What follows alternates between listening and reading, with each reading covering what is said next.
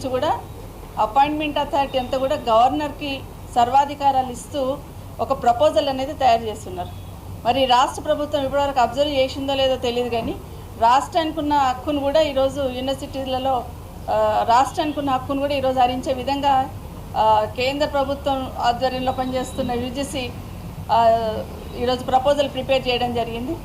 ఈ రాష్ట్రంలో ఇప్పటికున్న యూనివర్సిటీలకు ఉన్న వీసీలను అపాయింట్ చేసే అధికారం రాష్ట్ర ప్రభుత్వం ద్వారా గవర్నర్కి ప్రపోజల్ పంపిస్తూ చేసేవాళ్ళం. ఇప్పటికే అంతంత అధికారాలు యూనివర్సిటీలలో ఉన్న రాష్ట్ర ప్రభుత్వానికి అంతంత అధికారాలు ఉన్న సందర్భంలో వీసీలను అపాయింట్ చేసే అధికారాన్ని కూడా రాష్ట్ర ప్రభుత్వం నుండి హరించేస్తూ యూజీసీ ప్రపోజల్ పెట్టున్నారు.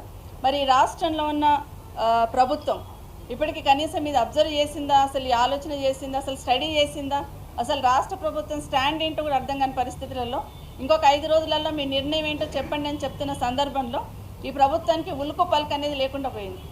దాన్ని దృష్టిలో పెట్టుకొని మా గౌరవ అధ్యక్షులు కేసీఆర్ గారు కానీ, మా కేటీఆర్ గారు కానీ, వర్కింగ్ ప్రెసిడెంట్ గారు అసలు జరుగుతున్నది ఏంటి, రాష్ట్రంలో యూనివర్సిటీస్ల మీద ఉన్న కనీసం అక్కడున్న అధికారాన్ని కూడా రాష్ట్ర ప్రభుత్వం కోల్పోతుంది. పెత్తనం ఒకటిది, అధికారం ఒకటిది అన్నట్టు అయిపోతుంది. కాబట్టి ఖచ్చితంగా దాన్ని స్టడీ చేయండి అని ఇక్కడ ఉన్న వేదిక మీద ఉన్న అందరినీ కూడా గౌరవ ఎక్స్ ఎంపీ గారు వినోద్ కుమార్ గారితో పాటు గౌరవ పెద్దలందరినీ కూడా కలిసి స్టడీ చేయండి, మా విద్యార్థి నాయకులందరూ కూడా కలిసి స్టడీ చేయండి అన్నప్పుడు టోటల్గా వాళ్ళు ఇచ్చిన డ్రాఫ్ట్ స్టడీ చేయడం జరిగింది. చేసినప్పుడు కనీసం వీసీలను అపాయింట్ చేసే అధికారాన్ని కూడా ఈరోజు హరించేస్తున్న సందర్భంలో రాష్ట్ర ప్రభుత్వం స్టాండ్ ఏందనేది అర్థం కాని పరిస్థితులలో దీన్ని మేము పార్టీ తరఫున కూడా సంపూర్ణంగా వ్యతిరేకిస్తున్నాం అనే దాన్ని యూజీసీకి పంపించడానికి అనేది ప్రిపేర్ చేయడం జరిగింది. ఇప్పటికైనా రాష్ట్ర ప్రభుత్వంలో ఉన్న పెద్దలు, ఎందుకంటే గౌరవ ముఖ్యమంత్రి గారే నేనే విద్యాశాఖ మంత్రి అని చెప్తా ఉన్నారు.